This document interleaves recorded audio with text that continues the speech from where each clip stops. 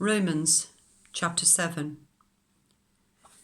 Do you not know, brothers and sisters, for I am speaking to those who know the law, that the law has authority over someone only as long as that person lives? For example, by law a married woman is bound to her husband as long as he is alive, but if her husband dies, she is released from the law that binds her to him. So then, if she marries another man whilst her husband is still alive, she is called an adulteress.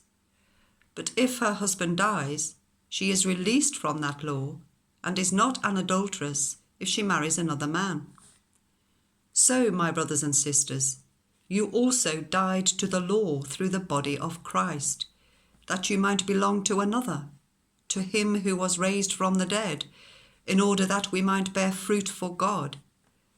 For when we were controlled by our sinful nature, the sinful passions aroused by the law were at work in us, so that we bore fruit for death.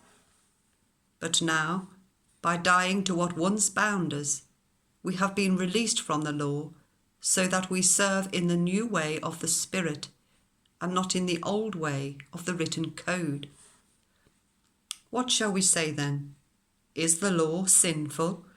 Certainly not. Nevertheless, I would not have known what sin was, had it not been for the law.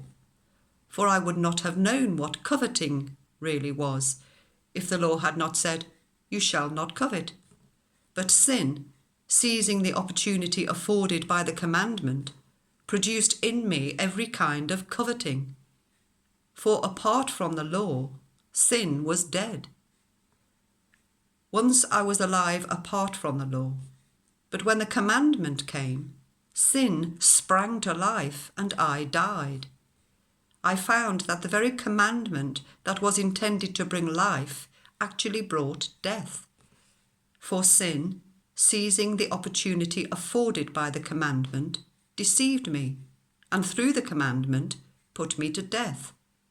So then, the law is holy, and the commandment is holy, righteous and good.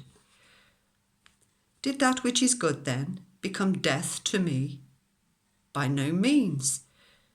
Nevertheless, in order that sin might be recognized as sin, it used what is good to bring about my death, so that through the commandment sin might become utterly sinful.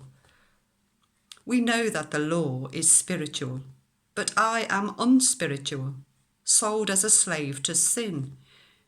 I do not understand what I do, for what I want to do, I do not do.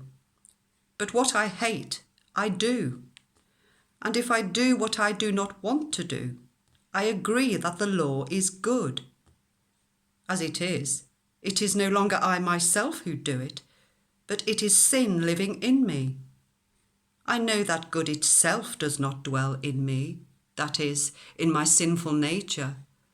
For I have the desire to do what is good, but I cannot carry it out. For I do not do the good I want to do, but the evil I do not want to do, this I keep on doing. Now if I do what I do not want to do, it is no longer I who do it, but it is the sin living in me that does it.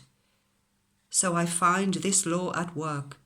Although I want to do good, evil is right there with me. For in my inner being I delight in God's law, but I see another law at work in me, waging war against the law of my mind and making me a prisoner of the law of sin at work within me. What a wretched man I am! Who will rescue me from this body of death? Thanks be to God, who delivers me through Jesus Christ our Lord. So then, I myself in my mind am a slave to God's law, but in my sinful nature, a slave to the law of sin.